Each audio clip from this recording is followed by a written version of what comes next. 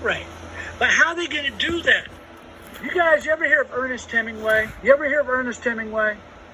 He was like a man's man, you know.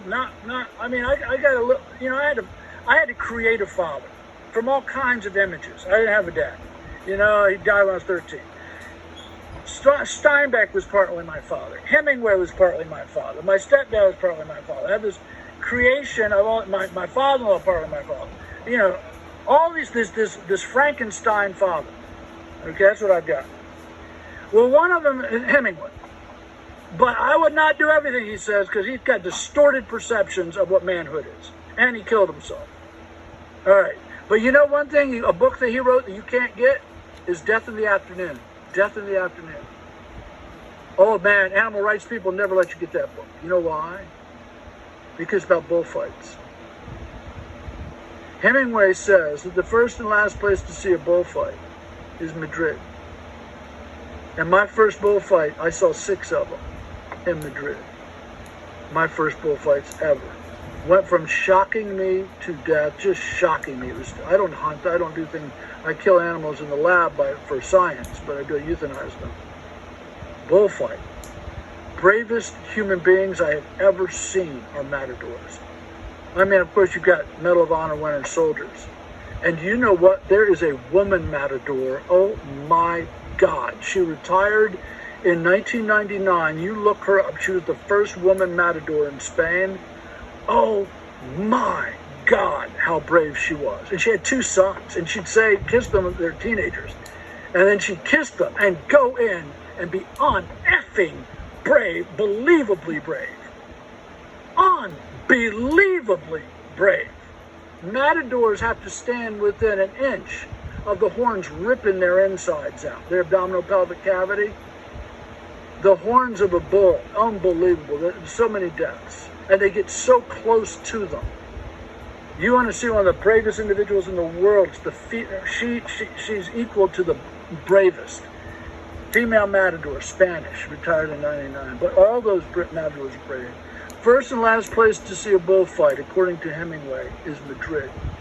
The second place that I saw one was in Cancun, Mexico. I wanted the bull to gore the matador.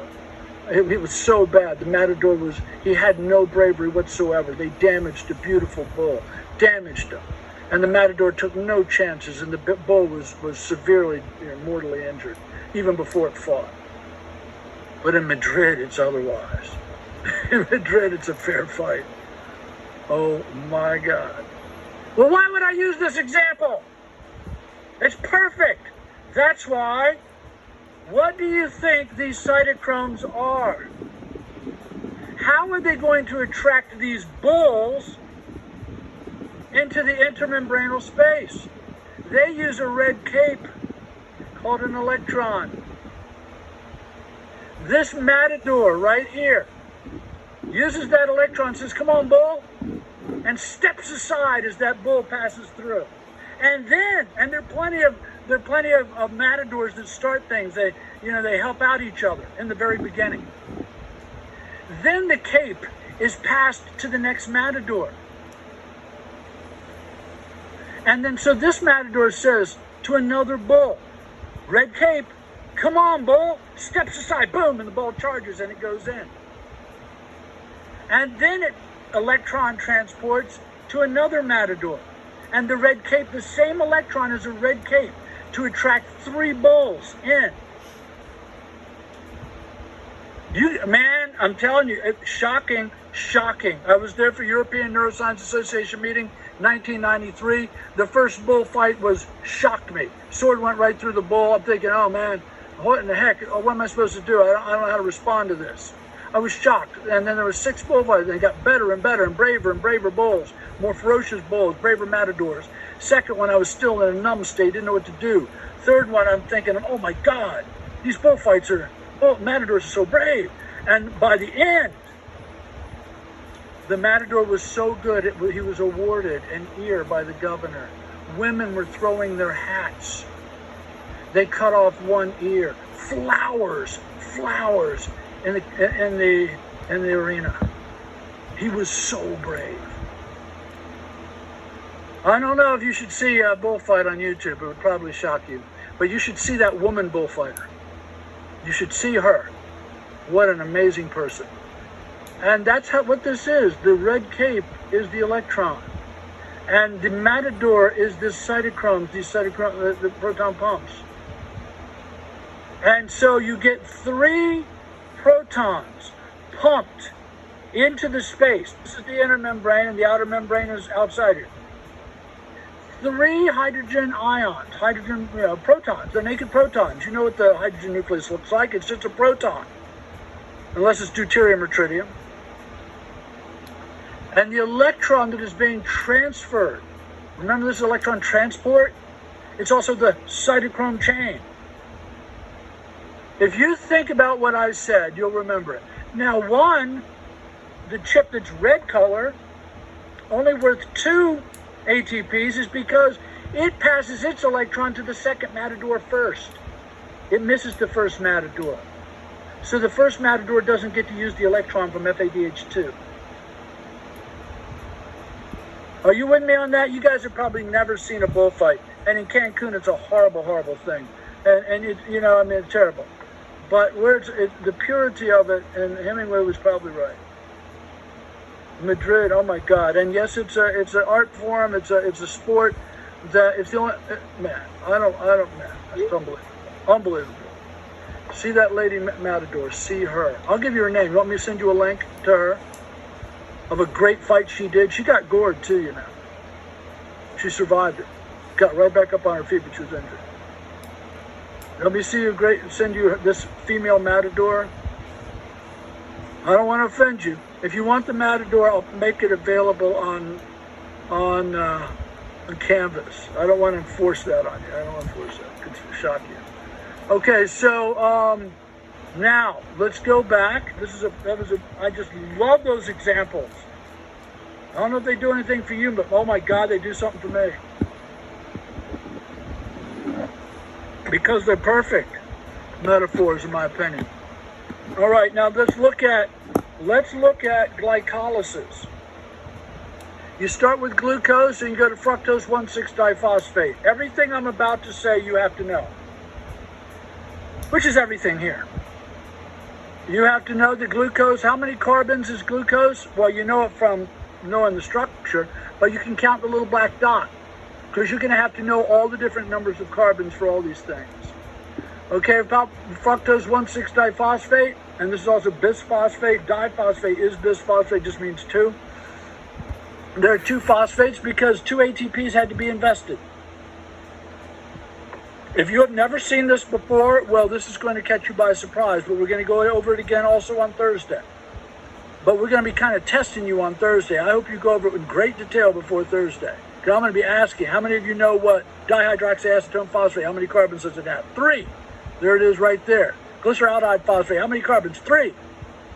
You're going to have to know all of that. I'm going to give you examples on Thursday of questions I'm going to ask from this. Nice, beautiful review session. Okay, so you've got glucose. You know glucose has to get broken down to start this. And this is the same as fermentation, do you know? It's the same process. The bacteria do, yeast do, we do it too. Our skeletal muscles rely on it more than they do Krebs cycle because it's fast, fast, fast. So glucose gets converted by 2 ATPs, losing their phosphate, putting 2 phosphates on to fructose 1,6-diphosphate. And then that breaks into 2 3-carbon compounds because there were 6, each having a phosphate, dihydroxyacetone phosphate, glyceraldehyde 3-phosphate. And they're 3 carbons, and you don't have to know the number. Fructose 1,6-diphosphate. I'm not going to say the 1,6. Fructose diphosphate, 1,6-diphosphate. I'll put it. I'm going to have it in true false. I'm going to have it in multiple choice. So I'll have this written out for you. The glyceraldehyde 3-phosphate, yeah. And then glyceraldehyde phosphate becomes pyruvate. And notice I say ATE pyruvate, and it's pyruvic acid. Do you see that? Down here, lactic acid is lactate. You see that IC acid, ic acid? In every case where you see IC acid, you could simply add ATE to make it one word. Like I ate something, ATE something. So this goes from pyruvic acid to pyruvate. And I will use those interchangeably on the test that you were going to have to read the multiple choice and true false for. Lactic acid becomes lactate. Okay? And now I go here and I see, oh, okay, this is pyruvic acid here. Oh yeah, pyruvic acid, pyruvate. It becomes acetyl-CoA because this is the first place, and you have to know every step. I'll say, where's the first place carbon dioxide comes off? Right there. You have to know every step. And then so if a carbon dioxide comes off, I could say, how many carbons does pyruvic acid have? Pyruvate. You say 3. I say, how many what's the next thing in line? You say acetyl-CoA. Well, I'm going to have that in true false. I'm going to have that in multiple choice. You're going to have to know what comes next. Okay? And then, well, if acetyl-CoA has only two carbons, well, what happened? I burned one of the carbons. This is a slow burn, folks. What happens when you light wood on fire? It burns. What does it give rise to? Carbon dioxide and water. That's what burning does, the product of burning. Gives off a whole lot of carbon dioxide, a little bit of water. But carbon dioxide, right? Well, what's going on here? Carbon dioxide. Where'd that come from? Pyruvic acid, pyruvate. Where'd that come from? Glucose. You're burning it. What's wood made of? Glucose. You're burning it. Okay, and then what comes next? We've got acetyl-CoA joins with oxaloacetate, oxaloacetic acid. Acetyl-CoA joins with this 4-carbon oxaloacetate, forms citrate, citric acid. What's another name for the Krebs cycle? What's another name for the Krebs cycle? Citric acid cycle. From that. So then citric acid, how many carbons does it have? It has 6. 2 from acetyl-CoA, 4 from oxaloacetate. Then it becomes an isomer of itself. It changes shape a little bit, but it's still citrate. So it's isocitrate. Then carbon dioxide gets burned off. And you go down to a 5-carbon compound, alpha-ketoglutarate. And each of the places, in the beginning, each of the places we're getting rid of a carbon dioxide, you're getting one of those blue chips. NADH, you see that? How many ATPs is NADH worth? 3. 3 is correct. So what you've got is you've got the first place carbon dioxide came off, pyruvate to acetyl-CoA, you lost the carbon dioxide, and you got an NADH. And then the next place that you lost the carbon dioxide, going back, the next place you saw loss of carbon dioxide was isocitrate to alpha-ketoglutarate, and you got another NADH. And then you went alpha-ketoglutarate to succinyl-CoA, and you lost another carbon dioxide, you got another NADH. And then over here, you have this conversion of succinyl-CoA to succinate, succinic acid, succinate, fumarate, malate, oxaloacetate, citrate, isocitrate, alpha-ketoglutarate, succinyl-CoA. Right? The other names for these, I'm going to use them interchangeably on the exam. Now, when succinyl-CoA converts to succinate, it gives a GTP, guanosine triphosphate. Now, you maybe have never heard of that, but it's not as common as ATP. It's equally energetic, if you will. It's kind of like a Canadian dollar. You can switch it for an American dollar, assuming the conversion is 1-for-1. In Canada, they'll take American dollars equal to Canadian dollars because they're really making a little something. I love Canada.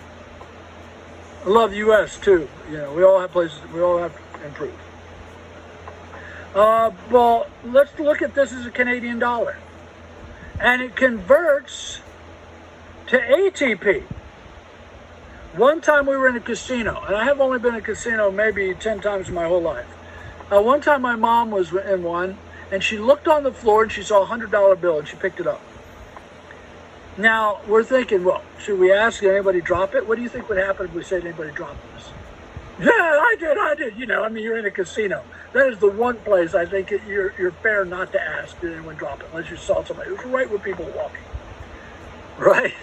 Anyhow, so she picks it up and she gives the 100. Well, that's what's going on here. Remember, the Krebs cycle is happening in the casino gaming area. Well, you found a dollar bill on the floor. There's your ATP. Okay? You found a dollar bill. But you've been winning chips. You won a blue chip, a blue chip, a blue chip, a blue chip, a red chip, and you found $1 on the floor. If I ask you on the exam, and let me tell you I will, if I ask you on the exam, how many ATPs do you get for the full conversion, the full oxidation, for breaking down pyruvic acid? Utilizing the Krebs cycle and oxidative phosphorylation, electron transport. The electron transport chain. Two ways to refer to that, electron transport and the other is oxidative phosphorylation. How many ATPs do you get from the full breakdown of 1 pyruvic acid? Now you guys tell me that right now. Figure it out. I don't even speak until you give me a number. I'm asking you. I put a pyruvic acid in a cell in medium. I'm growing cells. I put pyruvate in it.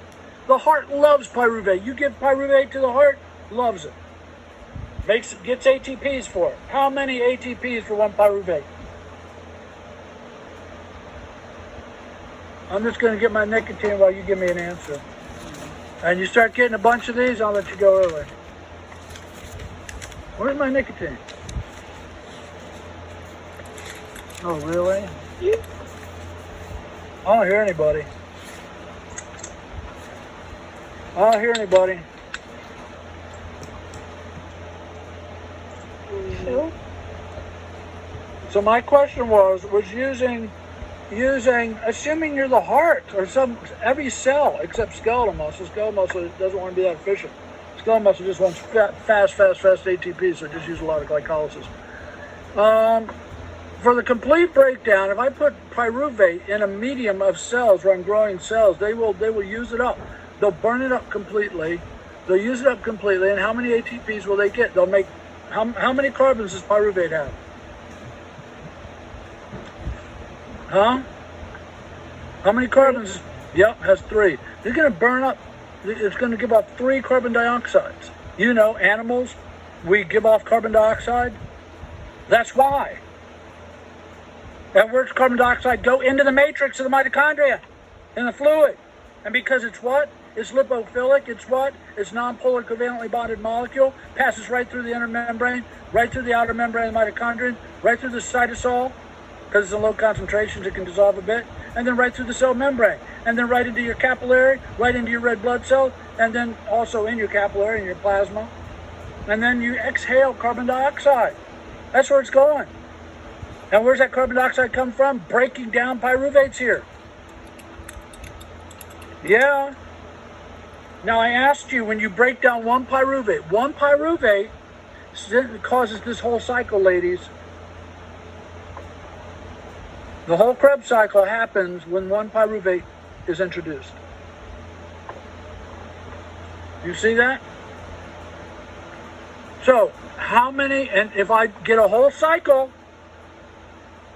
from 1 pyruvate, yeah, I burned it here, but it caused alpha-ketoglutarate to become succinyl-CoA. And succinyl-CoA has energy too. Even though it's not giving off its carbon dioxide here because it's already burned, it was kind of potential energy was introduced to it. And then we start still getting some stuff. We get an ATP off of that from a GTP. We get an FADH2 off of that. Then we get another, between fumarate and malate, we get then malate oxaloacetate, another blue chip. Until it gets back to the whole cycle happens. When it's back to normal is when you get more oxaloacetate again. 1 pyruvate gets introduced and it converts to acetyl-CoA, and then this whole thing happens until it gets back to oxaloacetate. And that acetyl-CoA is gone. All right? So assuming this whole thing is going to happen from 1 pyruvate, I want to know how many ATPs can you get from the complete burning breakdown of 1 pyruvate. Now, I heard 2, and that's wrong. 1. Give me an answer. I heard 1, and that's wrong. And what am I using? What am I using? Krebs cycle and electron transport. The matadors. What are they doing? They're taking these and giving you how many ATPs for each one? Huh? How many ATPs is an NADH worth? 3. Uh-huh. So is it 15? It is 15 is the answer. Who said that? Kelsey? Kelsey, it is 15. We're going to break it down.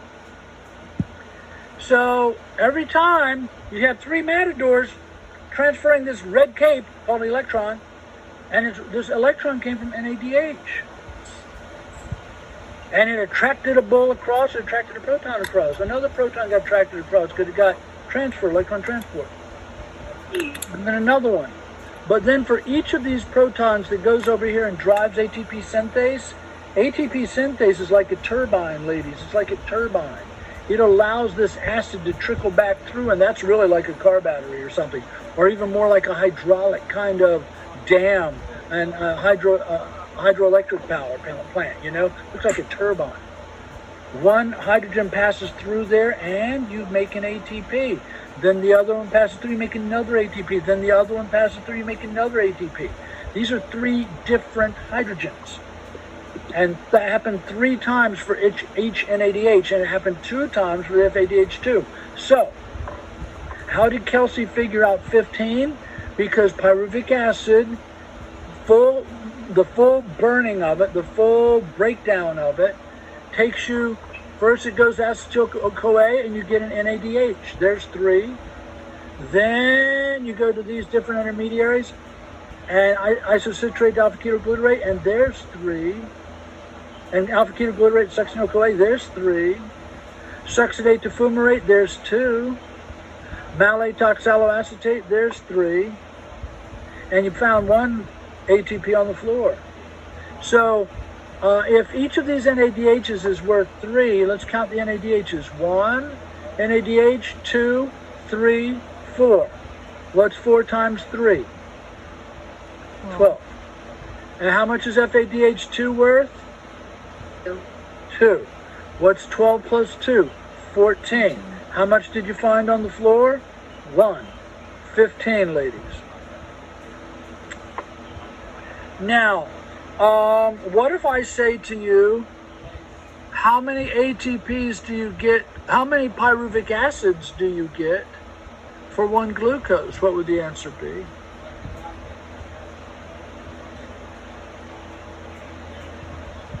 How many pyruvic acids do you get for 1 glucose? How many carbons are in pyruvic acid? 3. How many carbons are in glucose? Oh, you're hesitating on that last question? Do you want me to say the push-up word? How many carbons are in glucose? 6. Thank you. Okay. So you just told me pyruvic acid has 3 and glucose has 6. It's good possibility there are 2 pyruvic acids per glucose.